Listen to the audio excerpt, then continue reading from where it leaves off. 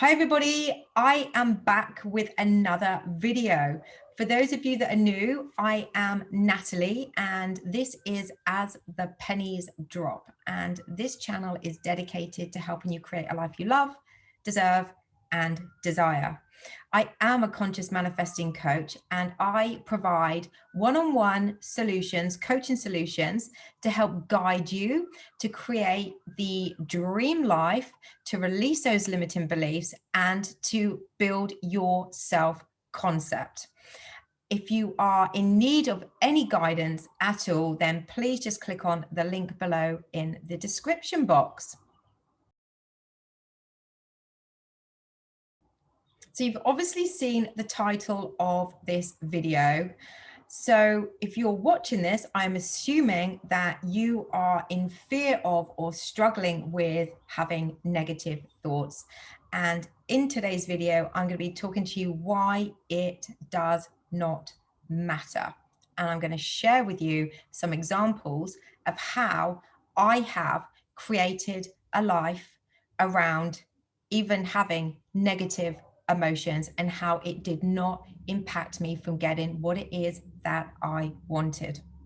Now, some of my clients come to me and they're in such fear of thinking negatively, it's actually holding them back from getting what it is that they want. And the reason why it's holding them back is because they are so focused on thinking positively all the time that they are not allowing themselves to release their true feelings, to be able to naturally start to feel positive or think positively about whatever it is that they are looking for. And as I said just a moment ago, it doesn't matter when you have negative thoughts or negative emotions, it doesn't matter. What matters is that you are more consistently feeling positive about what it is you want over negative. So your dominant thoughts, your dominant energy wants to be more in line with what it is that you want. So if you know that you have been doing the work, you've been doing the affirmations, you've been using the different techniques, and occasionally you're having negative thoughts and negative emotions, occasionally that's happening, that is okay. You do not need to beat yourself up about it. It is okay. I have been able to manifest tons of money. I've been able to manifest my ex back. I've been able to manifest so many incredible things. I've been able to manifest kindness in my life, even when I had negative thoughts, negative days, negative outbursts. It doesn't matter. And I'm going to share with you exactly what you can do so you can stop beating yourself up, because there's absolutely no need for it. You're not ruining anything at all. But I'm going to share with you exactly what you can do, and I'm going to give you a relatable example around this. So I was focused on getting my ex back, and what was happening was I would message occasionally, and the response that I would get back would be, don't really want to hear from you, or there's no point talking to you anymore, we're done, it's over. When I would get that response, having been doing the work, setting the intentions, setting the affirmations, revising the situation, and I would still be getting that, I would still react, not to them, but I would react, emotionally react. So when I would get that message, I would just say, okay, thanks for letting me know. That is it. That is it. So to them, I wasn't emotionally reacting. But once I'd finished with writing, responding to the message, I would cry, or I would be really upset. I would get anxious. I would feel stressed. I would feel like things aren't working. And I would give myself time to get it all back together to calm myself down, and probably in the space of 5 minutes, even still with tears, I would go back to writing out my affirmations, because that's how I chose to do it then. You don't have to write out your affirmations. You can just talk them through your head. With revising affirmations or setting intentions, or back to my intentions. So I would basically not accept what they were saying, is basically what I'm saying here. So even though logically and in the 3D reality, I'm getting a response saying, there's no point you messaging me, not coming back, we're over, we don't work, that is it, boom, done. I would react, not to them. I would just say, okay, thank you for letting me know. I would cry. I would feel negative. I would feel hurt. I would feel stressed. I would feel anxious. All those emotions I would feel. And then I would get straight back onto what it is that I wanted from them. And I would ignore what they were saying. Even though I had reacted for a bit, I ignored what they were saying, and I would be back onto my affirmations and my intentions. I was really heavily doing intention sense. You know, no, I intend that they miss me like crazy. I intend that my specific person wants me back. I intend that they can't stop thinking about me.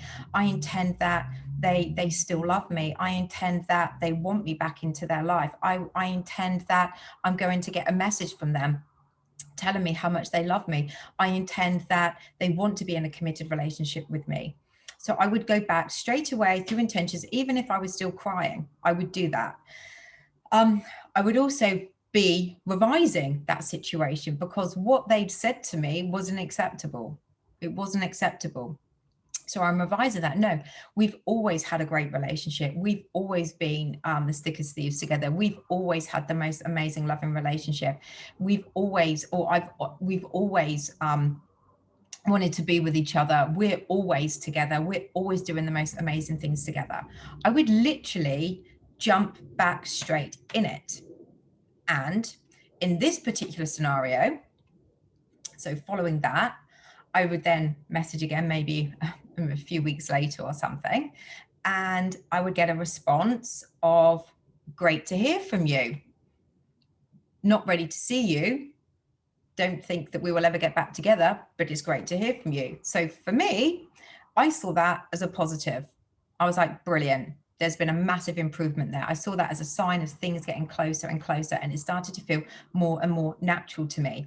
And yes, I would still feel anxious. I would emotionally react internally. I would feel really anxious that he still didn't want to see me. I would feel really anxious that he still didn't want me back, but I would revise that again. I took it as a positive and I revised it again. He's missing me like crazy. He can't stop thinking about me. He always wants to be in my life. In fact, he's always been in my life. We are always going to be together. He knows it and I know it. And he's literally going to be contacting me any day to see how I am and to ask what I'm up to and to ask to see me. So I changed, I revised the situation. What he was saying was, even though I saw it as a sign of getting closer, I also, even though I felt anxious still because he didn't want to see me, he specifically said he still didn't want me back, I took it back. No, that's not acceptable. This is what's acceptable to me. And probably it was about 2 weeks later, I think, after that message, 2 or 3 weeks later after that message, I started hearing from him more and more, because I carried on doing the work. I carried on persisting in what it is that I wanted. I didn't give up. What he was saying wasn't acceptable. I knew what I wanted. I ignored what he said and I focused on what I wanted. And so he started messaging me more. And then one day he was literally blowing up my phone with messages, responding to me just like that, just like that, just like that. And then he asked to see me. And then he arranged the first date.